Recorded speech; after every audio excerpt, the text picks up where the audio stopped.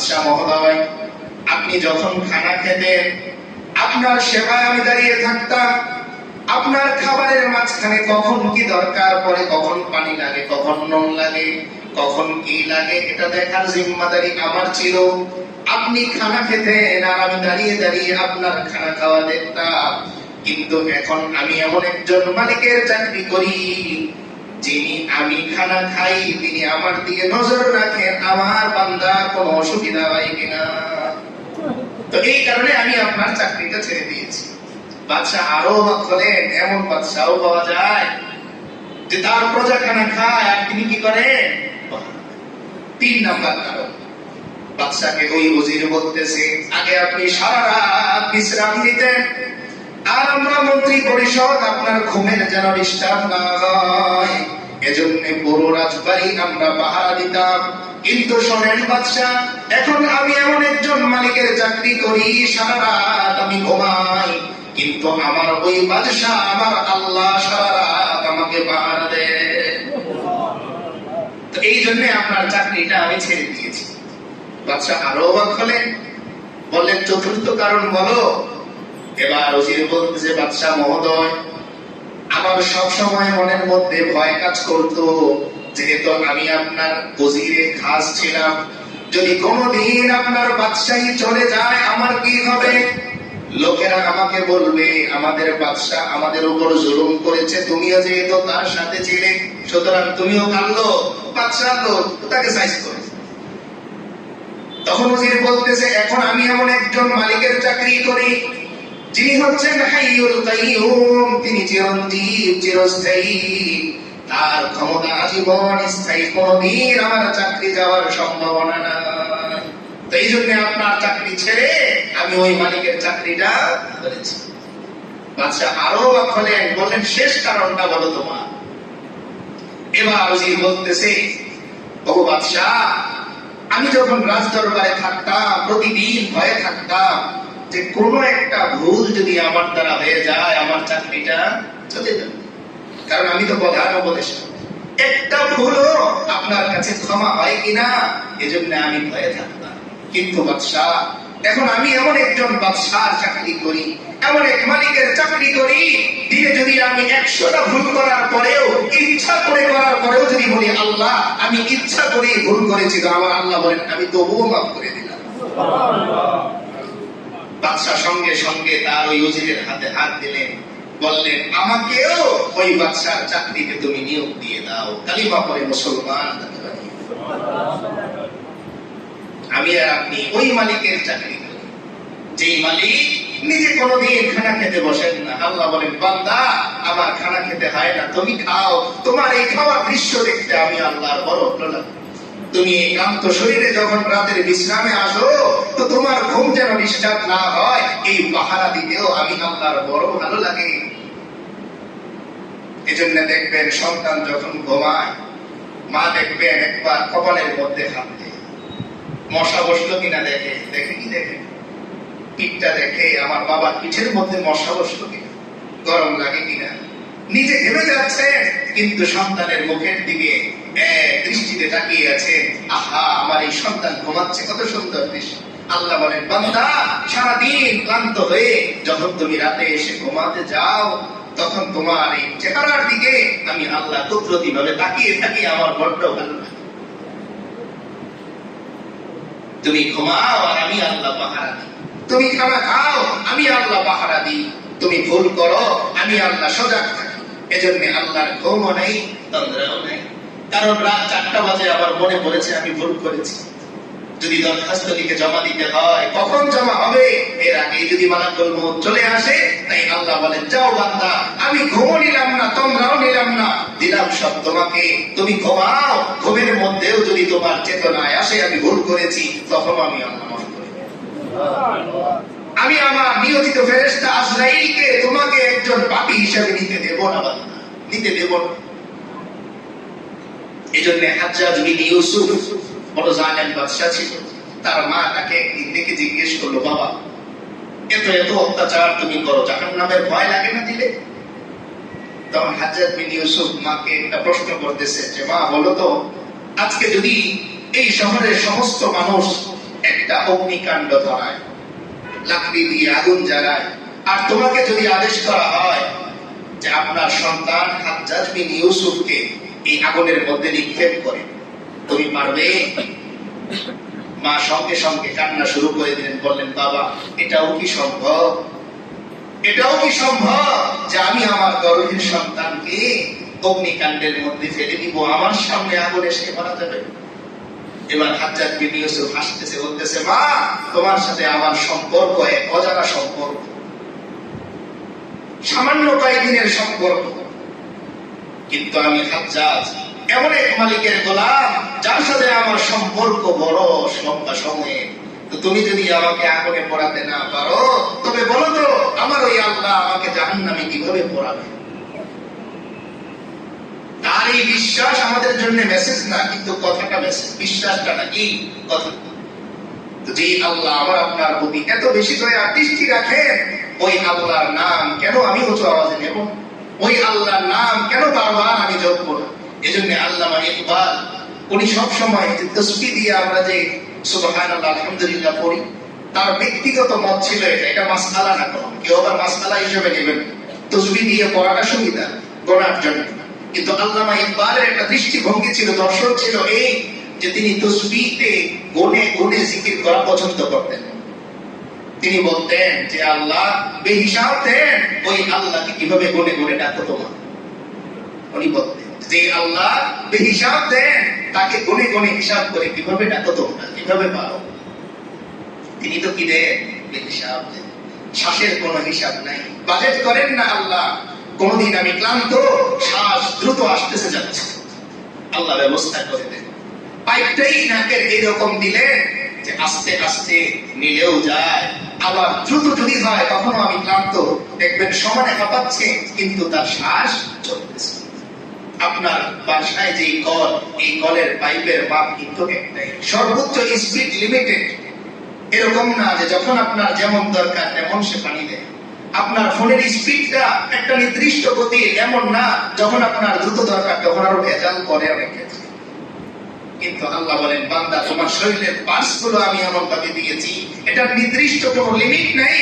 যখন তোমার যেগুলো দরকার অটোমেটিক সে কি করে নেয়, ওইভাবেই তোমার সাথে অ্যাডজাস্ট করে নেয়। এই জন্য দেখবেন মাঝে মাঝে আপনি অপ্রস্তুত, হঠাৎ চোখের সামনে দিয়ে কিছু গেল, চোখ বন্ধ হয়ে যায়, হঠাৎ অটোমেটিক বন্ধ হয়ে যায়। আরো একটা জিনিস খেয়াল করবেন, যে বাচ্চারা ব্যথা পায় না, দেখবেন চোখের একটু সাইডে, এই একটু উপরে, একটুর জন্য ভেতরে লাগে নাই, এই একটুর জন্য এটা কে করেন জানে? আল্লাহ। আল্লাহ বলেন, এই চোখ দিয়ে কয়েকদিন কাবা দেখবে, এই চোখ দিয়ে একদিন রাসূলের রওজা দেখবে, এই চোখ এত সহজে আমি আল্লাহ নষ্ট হতে দেব না। কিন্তু আমি আর আপনি ওই চোখ দিয়ে ফোন দেখি, বড় স্ক্রিন বাসায় লাগানো। যদি দোয়া চাওয়ার অপশন থাকতো, অনেকে দোয়াও চাইতো যে হুজুর দোয়া করেন, বড় করে লাগানোর চেষ্টা করতেছে। হৃদয়ে একটা আয়না ফিট করি, কোথায়? হৃদয়ে। একটা গ্যালারি, একটা স্ক্রিন আমার হৃদয়ে ফিট করি, যে স্ক্রিনে তাকানোর সঙ্গে সঙ্গে আমার মালিককে দেখা যায়।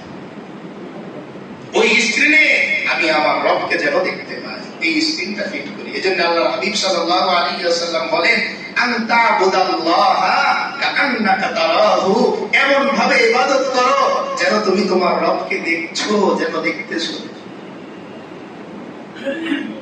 আমরা অনেক সময় এই যে আমাদের মৌসুম যায়, অলসতা, বারবার শুধু অলসতা, কাজ শেষ করে যাও। এজন্য ইমাম গাজ্জালী রাহমাতুল্লাহ আলাইহি বড় চমৎকার একটি ঘটনা লিখেছেন, যে এক যুবক নদীর ধারে বসে আছে। একদিন, দুই দিন, তিন দিন, এক মুরব্বী ওদিক দিয়ে আসা যাওয়া করে। তিনি ওই যুবককে দেখেন, জিজ্ঞেস করলেন, বাবা, তোমার অঙ্গ ভঙ্গি দেখে মনে হচ্ছে তুমি নদী পার হবে, কিন্তু তুমি এই যে বসে আছো পার হচ্ছ না, এদিকে তো নৌকা আসা যাওয়া করে। তো ওই যুবক উত্তর দিতেছে যে, মুরব্বী, আমি মূলত অপেক্ষায় আছি যে দিন এই নদী শুকিয়ে যাবে, ওই দিন শুকনো মাটি দিয়ে আমি ওই পার চলে যাব। খুব খেয়াল করে শুনবো কথা, কিসের অপেক্ষায় আছে? নদীটা শুকিয়ে গেলে শুকনো মাটি দিয়ে ওই পার যাবে। এবার মুরব্বী হাসতেছে, বলতেছে বাবা তুমি ভুল করতেছো, নদী কোনোদিন শুকাবে না, হয়তো পানি কমবে কিন্তু শুকাবে না, আর তোমার ওই পার যাওয়া হবে না। তখন ওই যুবক বলতেছে বাবা আমি এটাই আপনাকে বোঝাতে চাচ্ছি যে দুনিয়ার কাজ কোনোদিন আপনার শেষ হবে না। কাবায় যেতে হবে তো কাজ রেখেই যেতে হবে, যেমন পানি রেখেই নৌকা দিয়ে ওপার যেতে হয়, দুনিয়া রেখেই আল্লাহর কাছে আপনার যেতে হবে। দুনিয়া কোনোদিন শেষ হবে না। এই আজকে যারা ইন্তেকাল করেছে তাদের ঘরেও খোঁজ নেন না, হয়তো বাজার করার কথা ছিল, আজকে মাছ মাংস কেনার কথা ছিল, বাজারের ব্যাগ হয়তো রেডি ছিল, কিন্তু তিনি রেডি হয়ে গেছেন কবরের জন্য। তাও হয়তো টিনের চাল দিয়ে পানি পড়তো, কথা ছিল আগামীকাল মিস্ত্রি এনে টিনের চালটা ঠিক করবে, কিন্তু চাল আর ঠিক করা হলো না। আগামী 21 তারিখ এসএসসি পরীক্ষা, এর আগেও পরীক্ষার্থী কেউ কেউ চলে যাবে। আমরা দোয়া করি আল্লাহ সবার হায়াতকে বাড়িয়ে দেন, সবার পরীক্ষা ভালো করেন, কিন্তু নিয়ম কেউ না কেউ চলে যাবে। তারও তো বড় আশা ছিল যে আমি পরীক্ষাটা দিব, অনেক ভালো একটা রেজাল্ট করব, কিন্তু চলে যাবে কেউ না কেউ।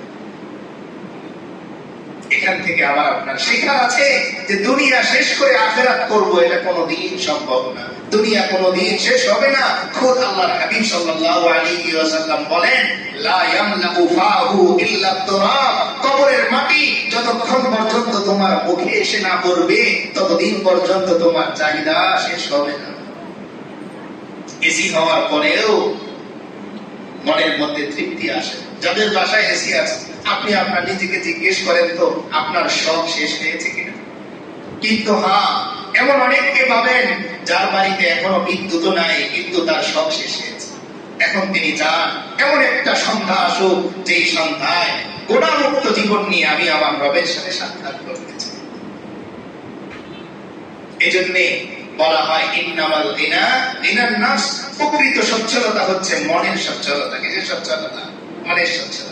এজন্য হযরত ওমর মরুভূমির মধ্যে ঘুমান, কিন্তু হৃদয় ভরা শান্তিটা, হৃদয় ভরা শান্তিটা। ঘুমান কোথায়? মরুভূমির বালির মধ্যে, চাটাইও বিছানা।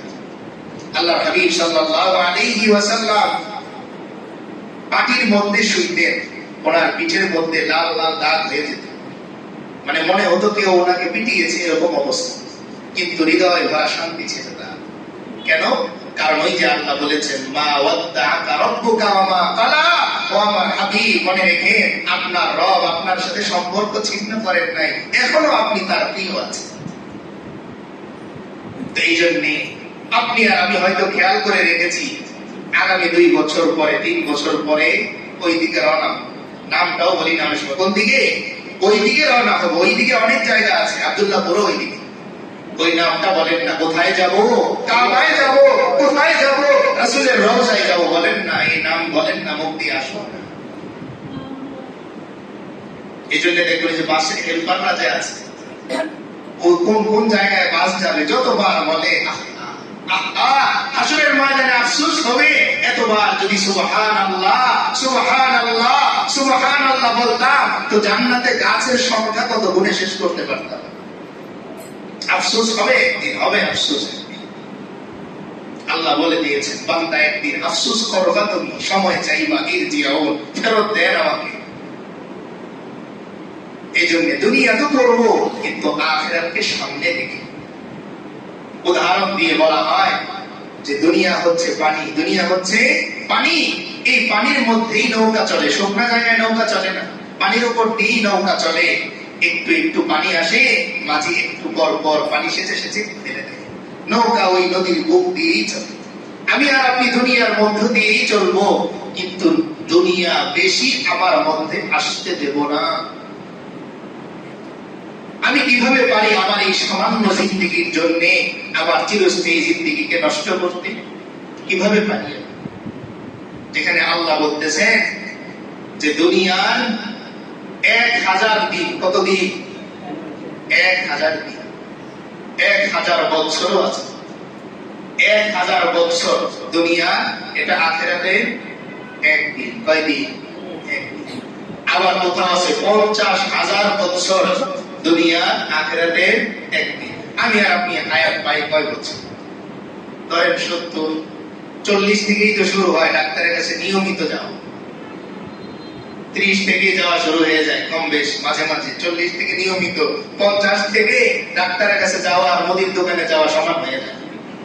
একটু পর পর ফোন দিই, আবার আগামীকাল কখন আসবো, ডাক্তারও বলে দেয় সপ্তাহে অন্তত 2 বার সাক্ষাৎ করবে। আর প্রেশার মেশিন সাথেই রাখবেন, এটা ঝুলিয়ে রাখবে, একটু পর পর চেক। এই সামান্য জিন্দিগির জন্য এমন এক জিন্দিগি আমি আর আপনি নষ্ট করতেছি যেখানে অসুস্থতা নাই, যেখানে রোগ নাই, যেখানে কষ্ট নাই, যেখানে দুঃখ নাই, যেখানে আফসোস নাই, যেখানে অভিযোগ নাই। আল্লাহ বলেন, বান্দা এমন এক জিন্দিগি তোমাকে আমি দিব, ওই জিন্দিগিতে তোমার বয়সও বাড়বে না, তুমি বৃদ্ধ হবে না, দাড়িও থাকবে না, তোমাকে টাটকা যুবক আমি আল্লাহ বানিয়ে। যেই মানুষটা ক্যান্সারে 120 বছর বয়সে ক্লান্ত মনে ক্লান্ত শরীরে বিদায় নিল, আল্লাহ বলেন তাকেও জান্নাতে দেওয়ার সময় হযরতে ঈসার মতন টাটকা যুবক, টকটকে যুবক বানিয়ে এরপরে জান্নাতে দিবেন। এই ভাঙা শরীর নিয়ে জান্নাতে যাব না, তাই চিন্তা নাই। যারা মৃত্যু হয়ে মরতেছি, আল্লাহ বলেন যত দুর্বল হয়েই আসো, আমি আল্লাহ তোমাকে শক্তিশালী করেই এরপরে জান্নাতে দিব। এজন্য বাদশা হারুনুর রশিদ প্রাসাদ একটা তৈরি করার পরে বাহলুল ছিল আল্লাহর খাস ওলি, তাকে দাওয়াত দিলেন, আরো অনেক বুজুর্গদের দাওয়াত দিলেন। তো বাদশা হারুনুর রশিদ সবাইকে জিজ্ঞেস করলেন যে আপনাদের কাছে এই প্রাসাদটা কেমন লেগেছে। সবাই প্রশংসা করেছে, কিন্তু বাহলুল কোনো প্রশংসা করে না, এক কোণে চুপ করে বসে, খানাও সে খায়। বাদশা হারুনুর রশিদ বাহলুলকে জিজ্ঞেস করলেন, আপনি যে কিছু বলেন না? তিনি বললেন, আমি প্রশংসা করতাম যদি 2টা দোষ না থাকতো। কয়টা দোষ? 2টা দোষ। বাদশা হারুনুর রশিদ রাগও করলেন, অবাকও হলেন যে আমি প্রাসাদ বানিয়েছি, সেখানে দোষ থাকবে, ত্রুটি থাকবে, হতেই তো পারে না। তবুও কৌতূহল নিয়ে জিজ্ঞেস করলেন, বলেন তো সেই দোষ। এবার বাহলুল বলতেছে, এত সুন্দর প্রাসাদ আপনি তৈরি করলেন, এই প্রাসাদটাও একদিন পুরাতন হয়ে ইটগুলো ধসে পড়বে। আমি সেই দিনের ওই দোষ দেখতে পাচ্ছি।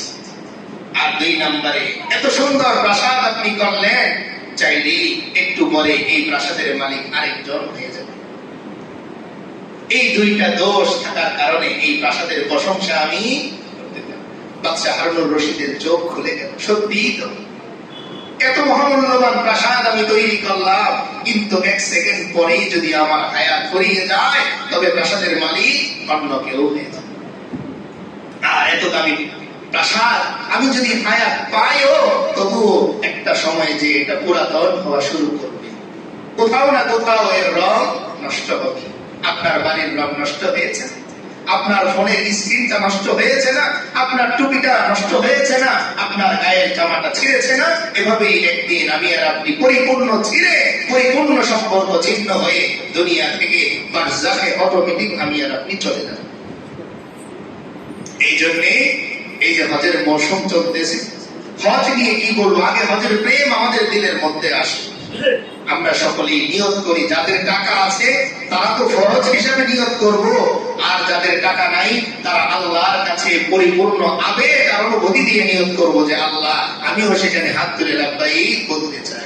আল্লাহ তাআলা আমাদের সকলকে জীবন। আজকাল বাসের মধ্যে একজন লোক পানির বোতল নিয়ে উঠলো, আপনার কাছে যখন সে এসেছে আপনার মনে হয়েছে পানি লাগবে, কিন্তু লোকটা যখন নেমে যাচ্ছে আপনার ছোট্ট সন্তান বলতেছে বাবা আমার পানি লাগবে, তখন আপনি তাকে যেই আওয়াজে ডাক দেন, ওই আওয়াজে প্রতিদিন যদি 1 থেকে 10 বার আল্লাহকে আল্লাহ বলে ডাক দিবেন, তাহলে পানিওয়ালা যেরকম 1 বোতল পানি বিক্রি করার জন্য গাড়ি রানিং নেমে যাচ্ছিল, আবার সে ব্যাক করে আপনার কাছে পানি নিয়ে আসার জন্য, আল্লাহ বলেন বান্দা এরকম করে তুমি একবার আমাকে ডাক দিয়ে দেখো, ওই পানিওয়ালা তোমার কাছে যত দ্রুত পানি নিয়ে উপস্থিত হয়, এর চাইতে কোটি কোটি সেকেন্ড আগে আমি আল্লাহ তোমার কাছে পৌঁছে যাব। কিন্তু আমার আপনার আওয়াজ ওখানে লাগে না, আমার আপনার শক্তি ওই নামের মধ্যে ব্যয় হয় না। আমার শক্তি ব্যয় হয় আমার কর্মচারীকে ধমক দেওয়ার সময়, আমার শক্তি ব্যয় হয় আমার ড্রাইভারকে ধমক দেওয়ার সময়, আমার শক্তি ব্যয় হয় আমার বাড়ির কেয়ারটেকারকে ঝাড়ি দেওয়ার সময়। আর আল্লাহ বলেন বান্দা ঝাড়ি দিতে দিতে তুমি যেহেতু ক্লান্ত, তোমার আওয়াজ বড় ক্লান্ত, তাই যদি একান্ত আমাকে তুমি উঁচু আওয়াজে ডাকতে নাই পারো, তবে উদউ রাব্বাকুম তাদাররুআন ওয়া খুফিয়া, লুকিয়ে লুকিয়ে গোপনে গোপনে নিচু আওয়াজে বলেও আমাকে তুমি একবার অন্তত ডেকো। এজন্য আমরা অনেকে এই কথা বলতে শুনি যে জিকির করবে, আস্তে আস্তে করবে, এত জোরে জোরে জিকির করার কি আছে? ও ভাই, যখন গজল ছাড়া হয় আর যাদের গানের নেশা আছে ছাড়া হয়, ড্রাইভারকে পেছন থেকে বলে আওয়াজ বাড়ান, ভলিউম বাড়ান, আমার কান পর্যন্ত আওয়াজ পৌঁছায়। সামান্য একটা বাসের ড্রাইভারের জায়গা থেকে, সিট থেকে আপনার দূরত্ব কতটুকু? এই সামান্য গ্যাপটুকু পূরণ করতে যদি ভলিউম হাই দেওয়ার পরেও আপনার অভিযোগ থেকে যায় যে আমার কান পর্যন্ত পৌঁছায় না, তবে আমার মালিকের কি এতটুকু আবদার থাকতে পারে না যে বান্দা আমি তো আরশে আজিমে আর তুমি জমিনে ঘুরে বেড়াও, তো ডাক দাও, এত আওয়াজে ডাক দাও যেমন আমার আরশে আজিম পর্যন্ত কেঁপে ওঠে। আমি কেমন ডাক দিই যে আমার মালিকের ডাক শুনে আমার পাশের মানুষের হৃদয়টা কেঁপে ওঠে। নারায়ে তাকবীরের আওয়াজের ধ্বনি তো এমন ছিল, আল্লাহু আকবারের ধ্বনি তো এমন ছিল যে বদরের প্রান্তরে সাহাবায়ে কেরাম যখন আল্লাহু আকবারের তাকবীর দিলেন, তো কাফেররা থরথর করে কাঁপতে কাঁপতে ঘোড়া রেখে পালিয়ে চলে গেছে ময়দান থেকে। সেই আওয়াজ কোথায়? সেই ঈমানের জোর কোথায়? সেই ঈমানের পাওয়ার কোথায়? তো এই জন্য যখনই আপনার আমার সুযোগ আসে সুবহানাল্লাহ বলা, মুমিন তো সুযোগ খুঁজবে কখন আল্লাহকে ডাকা যায়। মুমিন সুযোগ খুঁজবে কিসে? কখন আল্লাহকে ডাকা যায়। ও ভাই, আজকে যদি আমাকে আপনাকে সুযোগ দেয়া হয় যে এই টাইমে যদি এমপি মহোদয়কে ফোন দেয়া যায়, তিনি ফোন ধরবেন আর যা বলা হবে সব কবুল করবেন, আজকে যদি অফার দেয়া হয়, বলেন তো কয় লক্ষ ফোন এমপি মহোদয়ের কাছে যাবে? আর আল্লাহ তাআলা যে আমাকে আপনাকে বলে দিলেন, বান্দা তুমি আমাকে ডাক দিও, তোমার ফোনের অপেক্ষায়, তোমার ডাকের অপেক্ষায় আমি থাকবো, তোমার অভিযোগগুলো আমাকে বলো, আমি আল্লাহ তোমার সব অভিযোগ বিনা প্রশ্নে শুনবো আর সবগুলোর সুন্দর সমাধানও আমি আল্লাহ করে দিব। ও ভাই, দুনিয়ার মানুষকে আপনি যে বলেন না আমার জ্বর, আপনাকে কারো জিজ্ঞেস করবে কেন জ্বর হয়েছে? আপনি যদি বলেন না এমনিতেই জ্বর, ডাক্তারও মানতে চায় না, জেরা করে। ওষুধ নেবেন আপনার টাকা দিয়ে, ডাক্তার দেখাচ্ছেন আপনার টাকা দিয়ে, ভিজিট দিয়ে, এরপর ডাক্তার সাহেব বলেন যে না কারণ বলেন। আল্লাহ বলেন, বান্দা তুমি আমাকে যখন বলবা যে আমি গুনাহ করেছি, আমি একবারও জিজ্ঞেস করব না কেন করেছিলা, তুমি শুধু বলবা আল্লাহ অপরাধ করেছি, আমি আল্লাহ বিনা প্রশ্নে তোমার জিন্দেগীর সমস্ত গুনাহগুলো মাফ করে দেব। অভিযোগ ছাড়া, প্রশ্ন ছাড়া দুনিয়ার কোন মানুষ আপনার অভিযোগ শুনবে না। আজকাল তো আমি প্রায় সময়ই কথা বলি যে আমাদের ছেলে মেয়ে অনেক সময় ডিপ্রেশনে থাকে, আমরা জানি না কেন, কারণ তার মুখের কথাগুলো আমি কখনো মন দিয়ে শুনতেই চাই না। আমি কথা শুনি আমার স্কুলের স্টুডেন্ট, আমি যেখানে শিক্ষক টিচার, সেখানে একটা ছেলে যখন আমাকে কিছু বলতে চায়, তো তার কাছে আমি আদর্শ শিক্ষক হওয়ার জন্য তাকে কাছে টেনে তার কথাগুলো শুনি। ওই স্টুডেন্টের মতোই তো আমার ঘরের যে প্রাপ্তবয়স্ক ছেলেটা, তার হৃদয়েও কিছু দুঃখ আছে আমাকে বলার তার কাছেও অনেক কথা আছে। কিন্তু সারাদিন পর যখন আমি ক্লান্ত হয়ে ঘরে ফিরি, আমার সন্তান আমাকে অনেক কিছুই বলতে চায়, বাবা একটু কথা ছিল, আমার সময় হয় না, আমি বলি মার কাছে বলি। এই যে আমি তার কথাগুলো শুনতেছি না, একটা সময় যে সে ভাবে যে বাবাকে বলার মতন কোনো কথা আমার নেই, তখন সে বন্ধুকে বলে, এমন কারো কাছে বলে যে তার এই অভিযোগের সমাধান এমন ভাবে করে দেয় যে জীবন তারটাও নষ্ট হয়, আর ছেলের জীবন নষ্ট হওয়া মানে বাবার জীবন নষ্ট হয়। এই জন্য কথার ফাঁকে যেহেতু এই বিষয়টা চলে এসেছে, আমরা চেষ্টা করব, আমি শুধু আদর্শ শিক্ষক নয়, আমি শুধু আদর্শ ইমাম নয়, আমি শুধু আদর্শ খতিব নয়, আমি একজন আদর্শ বাবা, আমি একজন আদর্শ স্বামী, আমি একজন আদর্শ সন্তান। এই সব জায়গায় যখন আমি আমার আদর্শকে, আমার রাসূলের আদর্শকে আঁকড়ে ধরতে পারবো, সেই দিন কোনো প্রশাসন লাগবে না, এদেশে আবার শান্তি ফিরে আসবে। ওমর ইবনে আব্দুল আজিজ রাহমাতুল্লাহি আলাইহি, তার শাসনামলে র্যাব বাহিনী ছিল না, সেনাবাহিনী ছিল না, পুলিশ বাহিনী ছিল না, শান্তি রক্ষা বাহিনী, গ্রাম এলাকা পাহারার জন্য আনসার বাহিনী ছিল না, কিন্তু ওই দেশে শান্তি ছিল। কেন? কারণ প্রত্যেকটা মানুষ আদর্শের তৃষ্ণা তাদের ভেতরে ছিল। তারা খুঁজতো কোন আদর্শে চললে, কোন আদর্শের উপর টিকে থাকলে আল্লাহ খুশি হন, আল্লাহ রাসূল খুশি হন। সবাই যখন আদর্শের পেছনে ছুটলো, তো একটা আদর্শবান পৃথিবী সেদিন সকল মানুষ উপহার হিসেবে পেয়েছে। তো যাই হোক, মূল কথায় ছিলাম যে যখনই সুযোগ আসবে আল্লাহ বলা, তো এমন ভাবে বলবো যেন আমার আল্লাহর আরশে আজিম পর্যন্ত কেঁপে যায়। হ্যাঁ, আপনি বলতে পারেন হুজুর আমার তো বয়স হয়েছে, এত জোরে তো আমি বলতে পারি না। শুধু আওয়াজ দিয়ে আরশে আজিম কাঁপে না, কখনো কখনো বোবা ব্যক্তির চোখের অশ্রুতেও আরশে আজিম কেঁপে ওঠে। আপনি একজন মানুষকে কষ্ট দিলেন, তিনি আপনাকে রাগ দেখালেন না, ধমক দিলেন না, এর চাইতে ভয়ঙ্কর ক্ষতি, এর চাইতে ভয়ঙ্কর পরিস্থিতি আপনার জীবনে আর আসে নাই, এটা মনে রাখবেন। আপনি একটা রিক্সা চালককে ধমক দিলেন অন্যায় ছাড়া, সে কিচ্ছু বলল না। এই যে এই পরিস্থিতিটা, এই মুহূর্তটা আপনার জন্য যে কতটা ভয়ঙ্কর, এটা যদি আপনি বুঝতেন, তাহলে সাথে সাথে পায়ে ধরে ক্ষমা চাইতেন। কেন জানেন?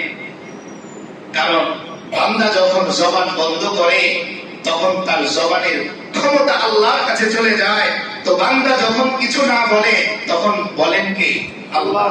আর আল্লাহর বলা যদি রহমতের হয়, তবে আমি আর আপনি বেঁচে গেলাম, আর যদি গজবের হয়, তাহলে আমি আর আপনি ফেরাউনের মতো ধ্বংস হয়ে যাব। এজন্য আল্লাহ হাবিব সাল্লাল্লাহু আলাইহি ওয়াসাল্লামকে আল্লাহ তাআলা দুইটা পয়েন্ট বলেছিলেন যে এই দুই পয়েন্ট যদি আপনার উম্মতের মাঝে থাকে, তাহলে তারা বাঁচবে, আর যদি না থাকে তাহলে তারা মরবে। কি পয়েন্ট? আল্লাহ বলেন, ওয়া কানা আল্লাহু লিউআযিবাহুম ওয়া আনতা ফীহিম। আল্লাহ বলেন, ও আমার হাবিব, আমি আল্লাহ এতটাও স্বার্থপর নয় যে আপনি আপনার উম্মতের মাঝে থাকবেন আর আমি আপনার উম্মতকে ধ্বংস করে দিব। এটা হতে পারে না। যেহেতু সম্পর্ক আপনার সাথে আমার হয়েছে, তাই সম্পর্কের মানুষ যাদের ভালোবাসে, ওরা অপরাধ করলেও এই ভালোবাসার কারণে আমি তাদের কি করব না? ধ্বংস। 2 নাম্বার, ওয়া কানা আল্লাহু মুআযিবাহুম ওয়া হুম ইস্তাগফিরুন। আল্লাহ বলেন, আর যদি আপনি কোনদিন না থাকেন, এমন কোন দিন যদি আসে আপনার উম্মতের মাঝে আপনি নেই, সেদিনও আপনার উম্মত বেঁচে যাবে একটা শর্তে। ওই শর্ত হচ্ছে ইস্তেগফার। ওই শর্ত কি? ইস্তেগফার, মানে ক্ষমা চাওয়া। আল্লাহ বলেন, এই 2 শর্তে আপনার উম্মতকে আমি বারবার বাঁচিয়ে দিব। প্রথম শর্ত আমাদের কাছে নেই। আপনি চাইলেও আর সেই 1450 বছর আগে ফিরে যেতে পারবেন, কিন্তু পারবেন চেতনায়, আপনি পারবেন আদর্শে। আপনি চাইলেই আপনার এই আদর্শকে সেই 1450 বছর আগে নিয়ে যেতে পারবেন। এজন্য আল্লাহ হাবিব সাল্লাল্লাহু আলাইহি ওয়াসাল্লাম একদিন সাহাবায়ে কেরামকে বলতেছিলেন যে আমার বড় ইচ্ছা আমার ভাইদের সাথে সাক্ষাৎ করা। সাহাবায়ে কেরাম বললেন, ইয়া রাসূলুল্লাহ, আমরা কি আপনার ভাই নই? তখন আল্লাহ রাসূল সাল্লাল্লাহু আলাইহি ওয়াসাল্লাম বললেন, ও আমার সাহাবীরা, তোমরা তো আমার সাহাবী, আমার সঙ্গী, কিন্তু আমার উম্মতের মাঝে এমন কিছু লোক আসবে যারা কোনদিন আমাকে দেখবে না, কিন্তু বহুদূর থেকে, বহু দূরত্বের পরেও তারা আমার জন্য মাতোয়ারা থাকবে, পাগল থাকবে। কখন নবীর সাথে মোলাকাত হবে, কখন আল্লাহর হাবিবের সাথে সাক্ষাৎ হবে। ওই মানুষগুলো হচ্ছে আমার ভাই, আমার মনের বড় চাওয়া ওই মানুষগুলোর সাথে একবার সাক্ষাৎ হবে।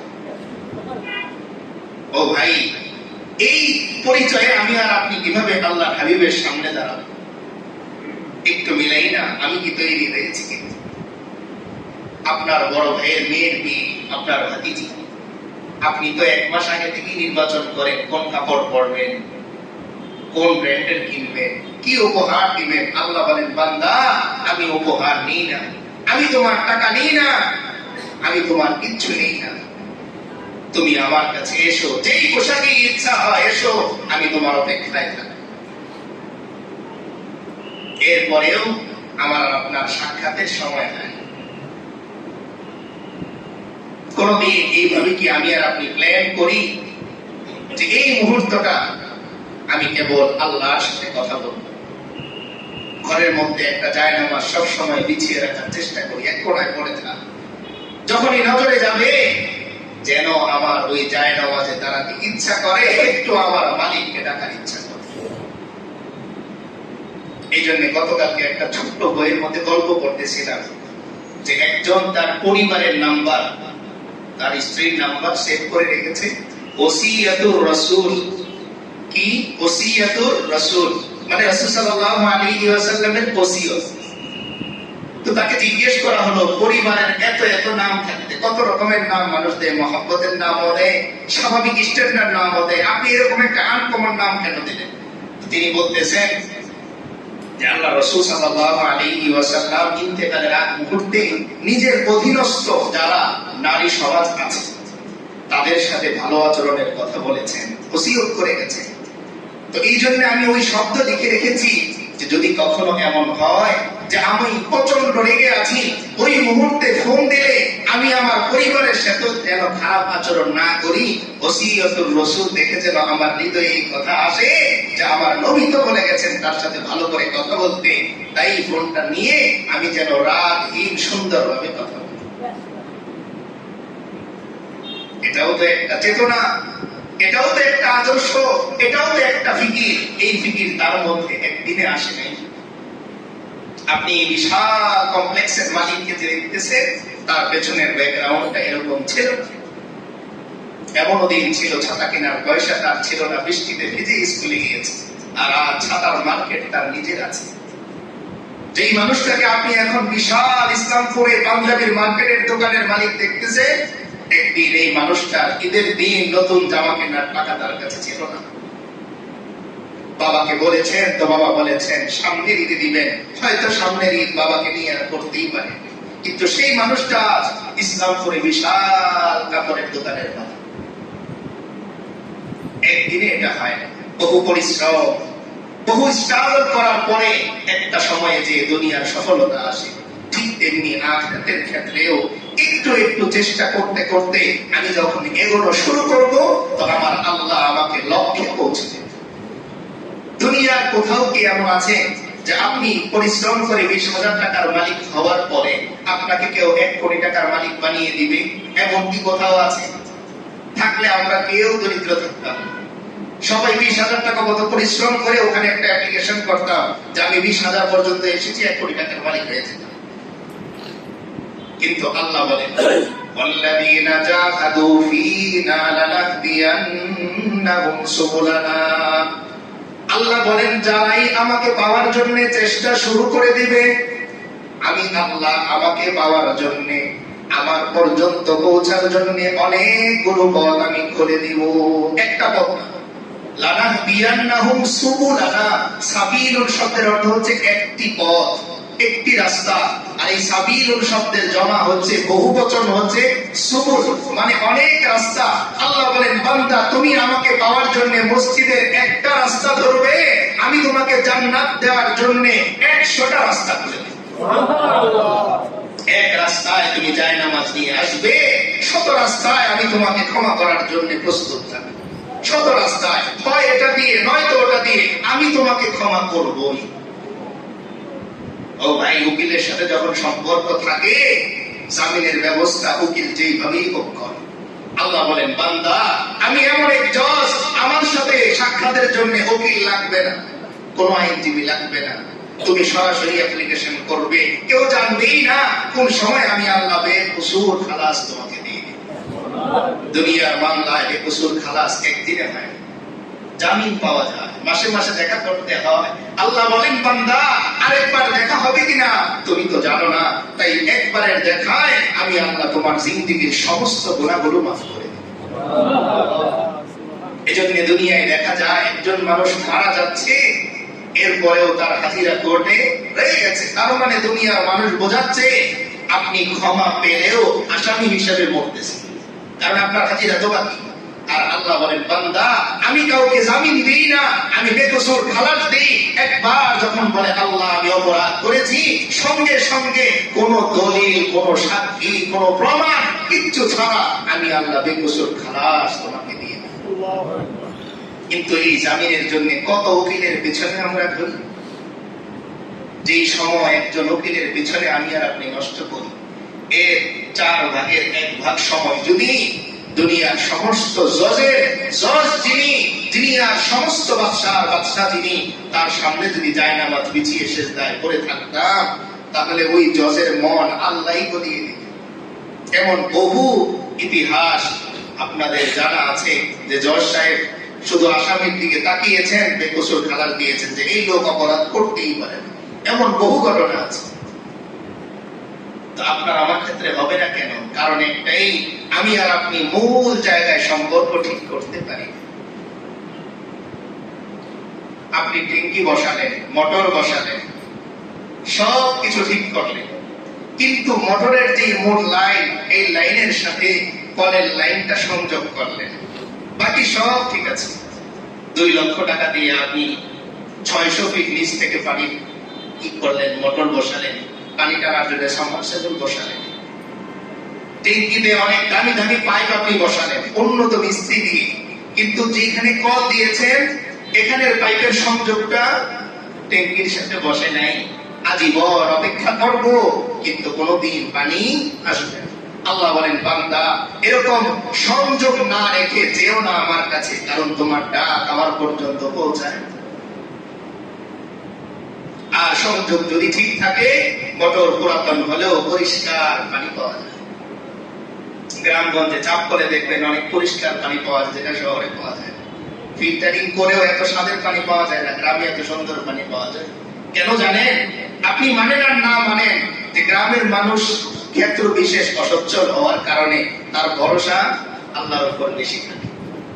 অল্প একটু গেলে আল্লাহ ভরসা, আল্লাহ যদি দেন পানি আসবে, তো আল্লাহ এই সামান্য মুখের কথাটাও এত বেশি পছন্দ করেন।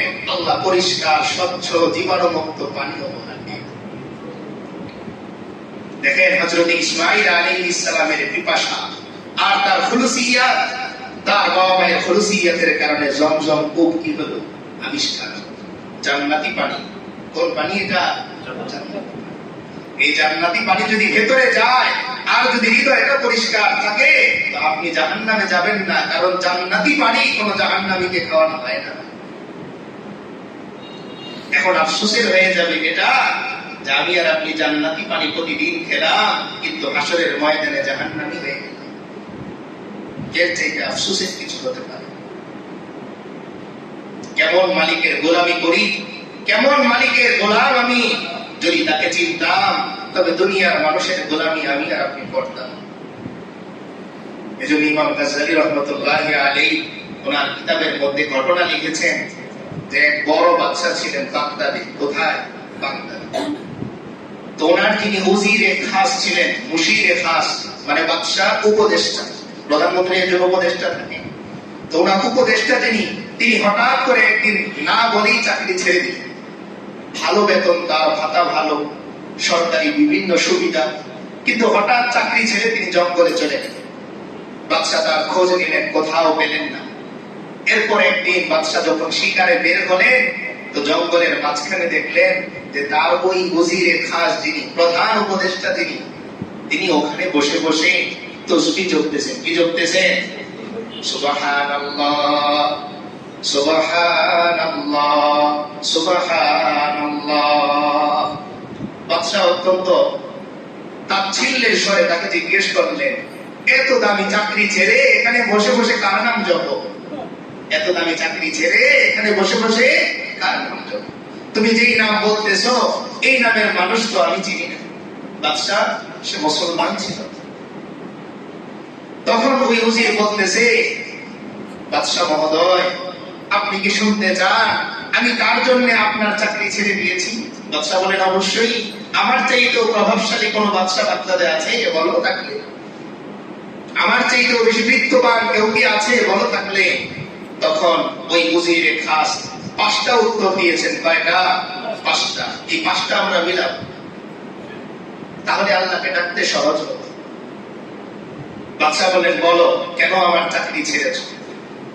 এবার উজির বলতেছে, ও বাদশা মহোদয়, যতদিন আপনার চাকরি করেছি আপনি আপনার সিংহাসনে বসা থাকতেন, আর আপনার সম্মানার্থে আমরা সকল মন্ত্রীগণ দাঁড়িয়ে থাকতাম। যতক্ষণ না আপনি বসতে বলতেন ততক্ষণ পর্যন্ত আমরা দাঁড়িয়ে থাকতাম। কিন্তু বাদশা মহোদয়, এখন আমি এমন একজন মালিকের চাকরি করি, তার কোনো অনুমতি লাগে না। যখন আমার ইচ্ছা হয় আমি বসি, যখন আমার ইচ্ছা হয় আমি দাঁড়াই, যখন আমার ইচ্ছা হয় পাটা সামনের দিকে দিয়ে বসি। কোনদিন আমার মালিক বেয়াদবি মনে করেন না। এমন একজন মালিক পাওয়ার কারণে আপনার এত বড় চাকরিটা আমি ছেড়ে দিয়েছি। তো বাদশা অবাক হলেন। এমন বাদশাও আছে যে বাদশার সামনে যখন ইচ্ছা অনুমতি ছাড়া বসা যায়, যখন ইচ্ছা দাঁড়ানো যায়, যখন ইচ্ছা শোয়া যায়। দ্বিতীয় কারণ